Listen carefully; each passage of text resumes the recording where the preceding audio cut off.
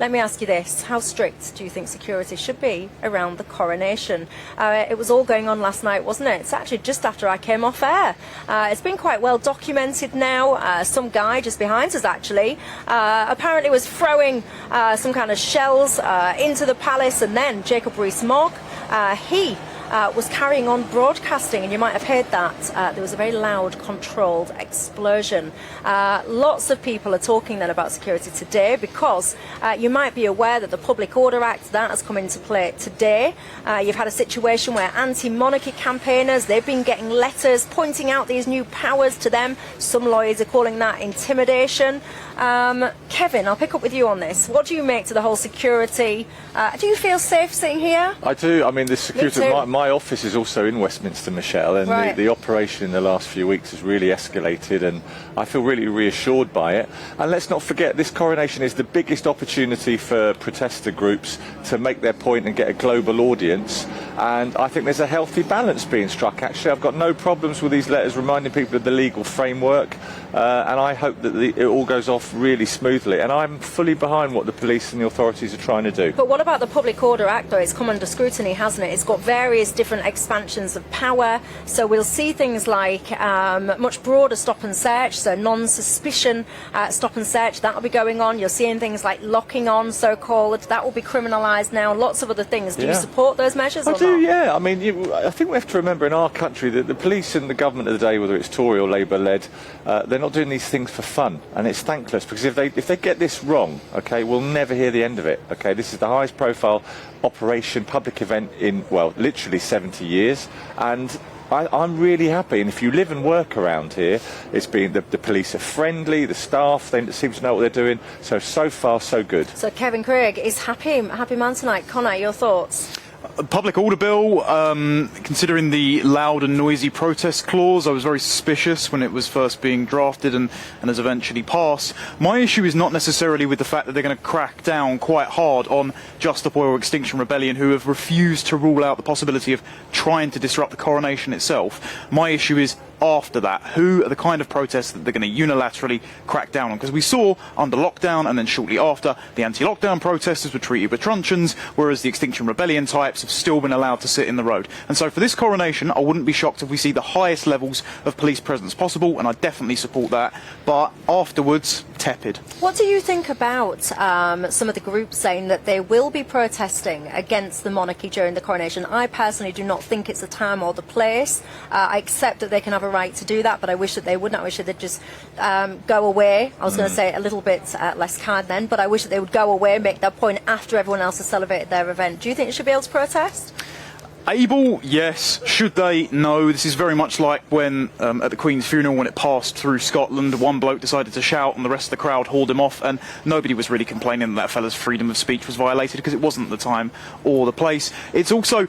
It kind of annoyed me when Tom Tugendhat sent out these letters saying, just to remind you, you can, but you shouldn't. Because when he went on and did a BBC radio interview, he said, oh, the fact that we're letting these protests go ahead shows us that the highest values of democracy and tolerance in Britain are being showed. Not really our highest values, because if it was democracy as a highest value, we wouldn't have a king in the first place, so I don't particularly like the framing. I just don't like the idea that we're supposedly letting these people exist just for the sake of looking tolerant, rather than saying, no, we should be asserting our culture, and actually not the time and place. What do you think, to Connor's point, which I actually think is a good one, in terms of potential overreach and all the rest of it, after this buzzy coronation has gone? Yeah. What then? I think it's a non-point. I don't know what the reference is to lockdown protesters getting beaten up with batons and truncheons while Extinction Rebellion were allowed to do what they got to do. And also, what do you mean what they've got to do? Well, let's go back to your point. Well, no, don't evade there. Come on. What do you mean? Let me finish. All right, let me finish, right? So you said, well, I'm a bit worried afterwards because, you know, we've seen that the Extinction Rebellion protesters were treated with kid gloves whilst the lockdown protesters were beaten up with batons. I'm asking you, what are you referring to and what are you talking about?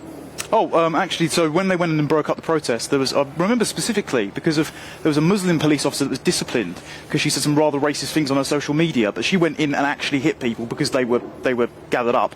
In terms of the Extinction Rebellion protesters and that treated with kid gloves, when Insulate Britain have been allowed to sit in the road before, and Just Stop Oil, and all these groups that are all connected, they did cause a car pile-up and someone was killed in the collision. So I'm saying one is clearly very dangerous, but the police are more than willing to say, oh, are you comfortable and do you want a blanket? Are you suggesting then on public telly that the police are biased in favour and treating more sympathetically Extinction Rebellion protesters vis-à-vis anti-lockdown protesters? Yes, having seen the video footage. Right. Do you think there's any, do you have any sympathy with that perspective, if it's not from a police side of things and perhaps from a media side of things? Because you do see it. I remember, I think it was Extinction Rebellion, but it was certainly a climate group in and around Oxford Circus. Those guys pretty much closed it down, was erecting, was it like a massive boat or whatever it was, these huge structures, and they were having like the party of their lives. They had all of these bands and drums and dancing around, and whereas when people went out to protest things like vaccine mandates and all the rest of it, the way that those two groups do get regarded and respected and treated is quite different. No, I mean, I can't find the words to disagree with that more profoundly. What do you disagree with? Well, I disagree with your suggestion, both of you, that the police are some way, or the government today in some way, treats more favourably Extinction Rebellion protesters. Because over time now, the police have got quite hardball about it. And if I can just finish, it's got a lot more strain over time. Because I totally disagree. But I broadened it out from just the police, and I said, if you don't agree with the police, do you think that, for example, the media perhaps treats those two groups differently? No, because I mean, sometimes on this channel, it's a bit like supporting Millwall is the vibes you all give off, that nobody likes us, we don't care, and that everyone else is unfairly predisposed to supporting Extinction Rebellion. There was a lot of coverage across mainstream media, rightfully saying, how dare these Extinction Rebellion guys disrupt ambulances and get in the way of normal working class people trying to earn a living. Right, well, a few things I want to come back to that. So firstly, there's not a common voice on the channel. There's all different perspectives. So you're sitting here with a very different perspective from Connor, from perhaps me. So I don't feel like we've got this united, we're Millwall, no one likes us, we don't care. I don't share that sentiment at all. That's all right. And I'll leave it to you guys at home. You can be the third voice, the third panel voice in this conversation. Do you think there's any truth in what you're hearing when you see some of the climate protesters and all the rest of it? They do seem basically to be able to pretty much do what they want, be able to cause maximum disruption. But when you do see, for example, or you did see some of the protests around things like, COVID vaccine mandates and things like that, I certainly feel, Connor would say as well, that there is a little bit of a difference between the way it's reported, perhaps even policed. What do you think to that? Do you think that's fair?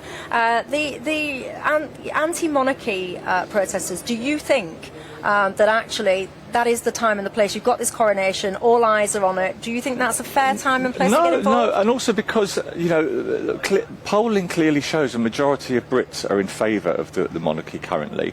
And there is democracy, because if there was a vote in our Houses of Parliament, the monarchy could be abolished, right? So it is democratic, to go back on an earlier point. It is currently the settled will of the people. And no, it's not. A lot of people are looking forward to this ceremony. A lot of the older generation, they fought and risked their lives for Queen and country and King and country, Charles's granddad. So it's not the time or the place. Make your points, but don't. It's selfish and it's not fair to disrupt. You've seen it all week. There's a lot of happy people looking forward to this, and I don't think it's right they should spoil it. Are you looking forward to it at home? Are you actually doing anything? Because one of the things that struck me recently over the last kind of few days, I've seen quite a few different official events that have been set up that have been cancelled due to lack of public interest, or they've not been able to sell enough tickets or whatever. So it's all well and good sitting here in London where there is this vibe.